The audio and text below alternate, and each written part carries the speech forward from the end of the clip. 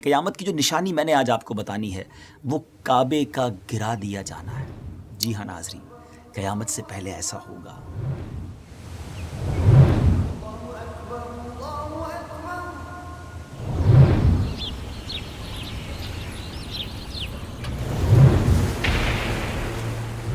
السلام علیکم ورحمۃ اللہ وبرکاتہ۔ ناظرین، کعبہ مشرفہ مسلمانوں کی دلوں کی دھڑکن، وہ مقدس مقام جس کی زیارت کے لیے کون سا مسلمان ہے جس کا دل نہ تڑپتا ہو، کروڑوں آنکھیں جس کے لیے بے قرار رہتی ہوں۔ سبحان اللہ، کعبہ مشرفہ کا جب بھی کوئی دیدار کرتا ہے اس کے دل کی کیفیت بدل جاتی ہے۔ ساری زندگی جو شخص روزانہ 5 بار نماز پڑھتے ہوئے منہ میرا کعبہ شریف کی طرف کر کے نماز پڑھتا ہو تو اس کا جی کیوں نہ چاہتا ہو کہ جس رخ پر نماز پڑھتا ہوں اس کعبے کا دیدار بھی نصیب ہو جائے۔ بہرحال اب ذرا غور کیجئے، ساری دنیا کے مسلمان جس جگہ سے بہت محبت کرتے ہوں، اگر کوئی شخص کعبہ شریف کو گرا دے، کعبہ شریف کو ڈھا دے تو کیا کیفیت ہوگی، کیسا لگے گا، کتنا شوق لگے گا، کیسا قیامت کا منظر ہوگا۔ جی ہاں، وہ قیامت نہ صحیح مگر قرب قیامت میں ایسا ضرور ہوگا، کیونکہ اس بارے میں میرے آقا مدینے والے مصطفیٰ صلی اللہ تعالی علیہ وسلم کی احادیث موجود ہیں اور علماء نے قیامت کی نشانیوں میں اسے شامل فرمایا ہے۔ اور آج ہماری ویب سیریز کی جو ایپیسوڈ ہے، قیامت کی جو نشانی میں نے آج آپ کو بتانی ہے وہ کعبے کا گرا دیا جانا ہے۔ جی ہاں ناظرین، قیامت سے پہلے ایسا ہوگا، اس کے بارے میں بھی آپ کو میں بتاؤں گا، مگر آئیے میں آپ کو ہسٹری میں لیے چلتا ہوں۔ چند 100 سال پہلے کوئی آیا تھا گرانے کعبے کو، ارادہ بڑا پکا تھا، پلاننگ بھی بڑی زبردست تھی کہ کعبے کو معاذ اللہ نقشے سے ہٹا دیا جائے گا۔ پھر کیا ہوا، آئیے آپ کو ماضی میں لیے چلتے ہیں۔ یہ وقت ہے نبی پاک علیہ الصلوۃ والسلام کے دنیا میں تشریف لانے کے 55 ڈیز پہلے کا۔ ایک بادشاہ یمن کا تھا جس کا نام تھا ابرہہ۔ اسے بڑی تکلیف تھی کہ لوگ کعبے کا حج کیوں کرتے ہیں۔ وہ چاہتا تھا کہ صنعاء کے اندر، یمن کا ایک سٹی ہے، کہ اس میں لوگ آئیں۔ اس نے ایک بڑا سا گرجا گھر بنایا ہوا تھا کہ لوگ وہاں پر آئیں اور وہاں سالانہ جمع ہوں اور گویا حج کریں۔ اس کا آلٹرنیٹ یہ تھا اس کے ذہن میں کہ کعبے کو ختم کر دیا جائے اور تاکہ لوگ یمن آ کر، صنعاء آ کر حج کریں۔ وہ غیر مسلم تھا، پلان بڑا خطرناک تھا۔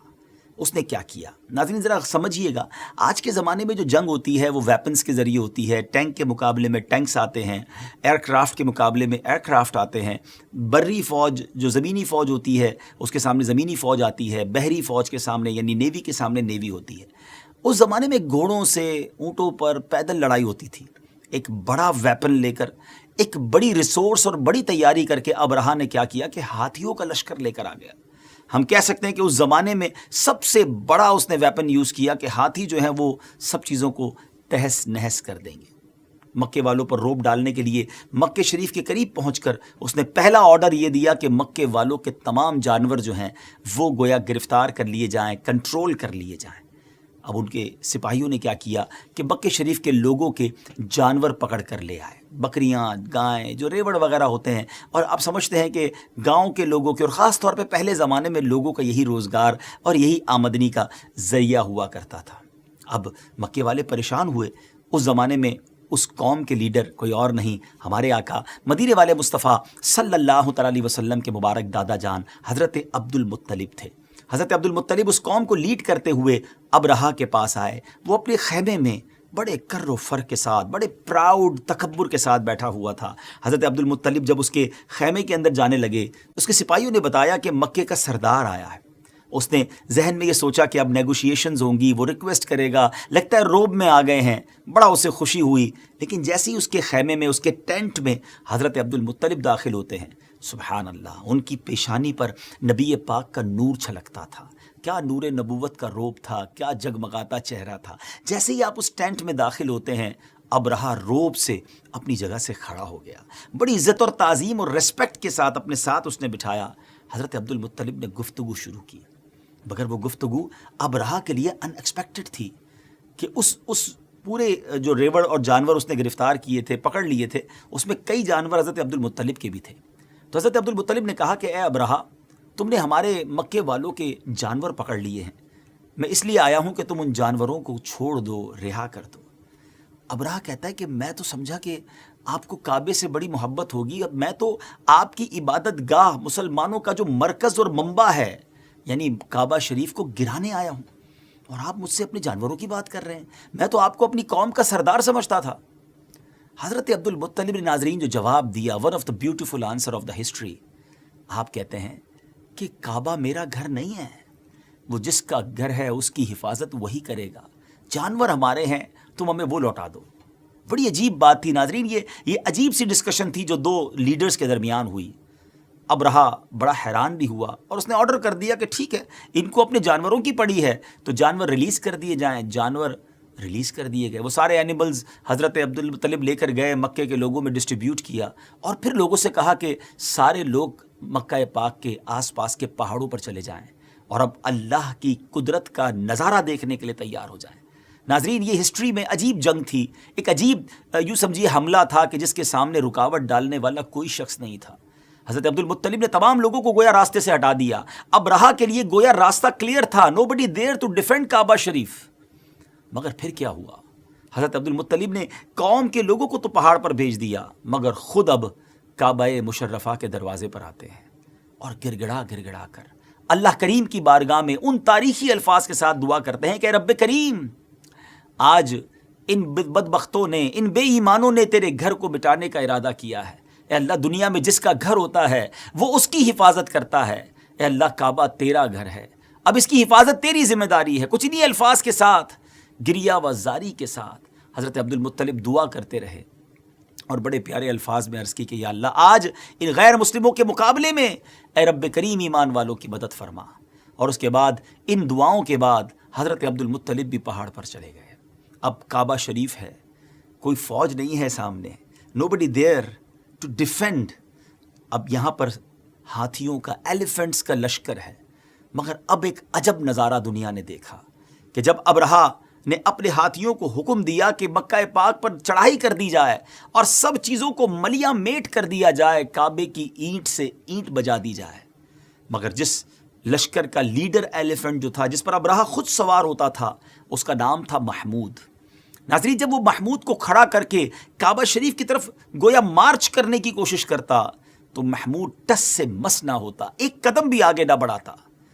بہت کوشش کی کہ کسی طرح لشکر کعبے کی طرف چلا جائے، وہ جانے کے لیے ہاتھی تیار نہ ہوتے، اسے کسی اور مخالف سم چلایا جاتا تو وہ چلنے لگتے، مگر کعبہ شریف کی طرف مڑ کر وہ نہ جاتے۔ اور پھر اللہ تعالیٰ نے اپنی قدرت کا وہ نظارہ دکھایا۔ میں نے آپ کو پہلے بات کہی تھی کہ دنیا میں جب بھی لڑائی ہوتی ہے تو جیسا ہمارے پاس ویپن ہوتا ہے، دشمن بھی وہی اپلائی کرتا ہے۔ دشمن کے پاس جو ویپن ہوتا ہے، کوشش کی جاتی ہے اسی سے اس کا رپلائی دیا جائے۔ مگر یہ عجب نظارہ تھا کہ ایک طرف ہاتھی تھے، ایلیفنٹ تھے، آپ سمجھ سکتے ہیں کہ کتنا بڑا جانور ہوتا ہے۔ اگر اسے واقعی مارنا تھا تو ایک بڑی چٹان بھیجی جاتی جو لاجک کہتی ہے، مگر رب قدیر کو اپنی قدرت کا نظارہ دکھانا تھا۔ اللہ تعالیٰ نے اتنے بڑے ہاتھیوں کے لیے بھیجا کیا؟ چھوٹا سا پرندہ، چڑیا جتنا پرندہ، اور اس کے پنجوں میں کیا تھا؟ اس کے پنجوں میں کوئی چٹان نہ تھی۔ چڑیا جتنا پرندہ کتنا بڑا پتھر اٹھا سکتا ہے؟ کنکریاں تھیں۔ ناظرین، پھر کیا ہوا وہ ضرور بتاتا ہوں، مگر اب اس پورے پس منظر کے بعد جب آپ سورہ فیل کی تلاوت سنیں گے، جو کئی بار سنی ہوگی نماز میں، کئی بار قرآن میں پڑھی ہوگی، مگر اب اس بیک گراؤنڈ کے ساتھ جب آپ اسے پڑھیں گے تو انشاءاللہ اس کا لطف بھی اور آئے گا، اور یہ ساری ہسٹوریکل جو سٹوری ہے، ہسٹوریکل ایونٹ جو ہے، وہ گویا آپ کی آنکھوں کے سامنے آ جائے گا۔ اللہ کریم قرآن مجید میں کیا ارشاد فرماتا ہے؟ 30 چیپٹر میں اللہ فرماتا ہے، بسم اللہ الرحمن الرحیم، أَلَمْ تَرَ كَيْفَ فَعَلَ رَبُّكَ بِأَصْحَابِ الْفِيلِ أَلَمْ يَجْعَلْ كَيْدَهُمْ فِي تَضْلِيلٍ وَأَرْسَلَ عَلَيْهِمْ طَيْرًا أَبَابِيلَ تَرْمِيهِمْ بِحِجَارَةٍ مِّن سِجِّيلٍ فَجَعَلَهُمْ كَعَصْفٍ مَّأْكُولٍ۔ اب آئیے اس کا ترجمہ سنتے ہیں۔ یعنی اے محبوب، کیا آپ نے نہ دیکھا کہ آپ کے رب نے ان ہاتھی والوں کا کیا حال کر ڈالا؟ کیا ان کے داؤں کو تباہی میں نہ ڈالا اور ان پر پرندوں کی ٹکڑیاں بھیجیں تاکہ انہیں کنکر کے پتھروں سے مارے تو انہیں چبائے ہوئے بھس جیسا بنا ڈالا۔ سبحان اللہ. اللہ تعالیٰ نے اپنی قدرت کا ایسا نظارہ دکھایا کہ جب ابراہہ اور اس کے لشکریوں کا یہ انجام ہوا نا ناظرین، تو عبد المطلب پہاڑ سے نیچے اترے. ہوا کیا کہ ان ابابیلوں نے جب اپنے پنجوں سے کنکر پھینکے، قدرت کا نظارہ یہ تھا کہ وہ ایک کنکر ہاتھی سوار جو فیل کے اوپر، جو ہاتھی کے اوپر، ایلیفنٹ کے اوپر بیٹھا ہوا سوار تھا، رائڈر تھا، اس کے سر پہ گرتا، اسے چیرتا، ایلیفنٹ کو چیرتا اور زمین میں پیوست ہو جاتا اور اس کے پرخچے اڑ گئے. جیسے قرآن نے کہا نا فَجَعَلَهُمْ كَعَصْفٍ مَأْكُولٍ، چبائے ہوئے بھس جیسا بنا ڈالا، پرخچے اڑ گئے، ان میں کوئی باقی نہ بچا. اب پوری دنیا پر ایک روب طاری ہو گیا کہ کعبے کی جو ہے وہ بے حرمتی نہیں ہو سکے گی، کعبے کو کوئی اٹیک کرنے والا اب ہمت نہ کر سکے گا. حضرت عبد المطلب کی عزت پہلے ہی بہت تھی، اب اور زیادہ ریسپیکٹیبل بن گئے. اینی وے، اب ناظرین آتے ہیں اپنے موضوع کی طرف کہ یہ واقعہ تو پہلے ٹرائی کیا گیا تھا اور کعبے کو آنچ بھی نہیں آئی تھی، مگر قیامت سے پہلے کعبہ شریف کو گرا دیا جائے گا. جی ہاں ناظرین، قیامت سے پہلے ایسا ہوگا. اب آپ کو وہ بات بتانی ہے، مگر ہمارے اس یوٹیوب چینل کو سبسکرائب بھی کر دیجئے اور اس ویڈیو کو پلیز شیئر بھی اچھی نیتوں کے ساتھ کر دیجئے.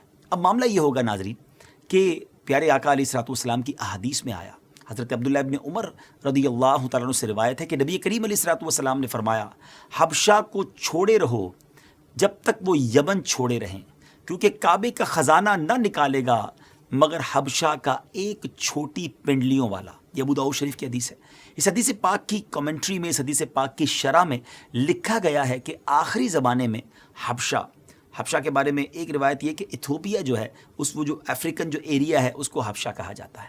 کعبے کو گرانے والا ایک غیر مسلم حبشی حبشہ سے کعبہ معظمہ کو گرانے کے ارادے سے اور اس کے نیچے سے خزانہ نکالنے کے نیت سے پوری رات چلے گا، یہاں تک کہ وہ کعبے تک پہنچ جائے گا اور کعبے کو ایمپٹی کر دے گا. اور پھر خانہ کعبہ کے نیچے، اصل میں بیسیکلی ایک بات مشہور ہے کہ کعبے کے نیچے بہت سارے بادشاہوں کا خزانہ دبا ہوا ہے. وہ شخص اسی لالچ میں، اسی خزانے کو حاصل کرنے کے لیے خانہ کعبہ کو ڈھا دے گا.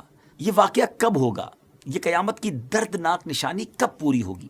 اس کا جواب یہ ہے کہ یہ ہولناک واقعہ حضرت عیسیٰ علیہ الصلوۃ والسلام کے دنیا سے پردہ فرمانے کے بعد ہوگا، جب قرآن مجید کے ورق سادہ رہ جائیں گے. جی ہاں، یہ بھی ایک نشانی ہے کہ قرآن پاک کے جو اوراق ہوں گے، جو پیجز ہوں گے، وہ بلینک ہو جائیں گے، گویا قرآن بھی دنیا سے اٹھا لیا جائے گا. اس کے بارے میں بھی آگے جا کے بات کریں گے. اور دنیا میں کوئی بھی اللہ اللہ کہنے والا نہ ہوگا. ایسا بھی وقت اس دنیا نے دیکھنا ہے اور یہ قیامت کے بالکل قریب ہوگا. ایک روایت میں یہ بھی ہے کہ پیارے آقا علیہ الصلوۃ والسلام نے فرمایا، مجھے قسم ہے اس ذات کی جس کے قبضہ قدرت میں میری جان ہے، میں کعبے کے گرانے والے کو قرآن سے دیکھ رہا ہوں. وہ بڑا متکبر، ٹانگوں کو پھیلا کر چلنے والا، گنجا اور لنجا ہے. وہ اپنے ہتھوڑوں سے کھڑے ہو کر کعبے کو گرا رہا ہے. اس کے علاوہ بھی اس طرح کی کئی احادیث میں اس بارے میں آیا ہے، جن میں مضمون یہ واضح ملتا ہے کہ ایک شخص، بدبخت شخص، کعبہ معظمہ کو گرائے گا. ڈیئر ویورز، بس اللہ پاک سے دعا ہے رب کریم ہمیں ایمان پر خاتمہ نصیب فرمائے. کعبہ مشرفہ سے سچی محبت ہے، اللہ کرے کہ بار بار کعبے کا طواف نصیب ہو اور کعبے کے غلاف کو پکڑ کر رب کریم کی بارگاہ میں دعائیں کرنا رب کریم نصیب فرمائے. ہمیں اجازت دیجیے، اگلی ایپیسوڈ میں ایک اور قیامت کی نشانی لے کر حاضر ہوں گے. الحمدللہ آپ کا بڑا شاندار فیڈ بیک ہمیں مل رہا ہے. ہماری ان ویڈیوز کو اچھی نیتوں کے ساتھ اپنے دوست احباب کو شیئر کرتے رہیے، انشاءاللہ آپ کو بھی اس کا ثواب ملے گا. السلام علیکم ورحمۃ اللہ وبرکاتہ.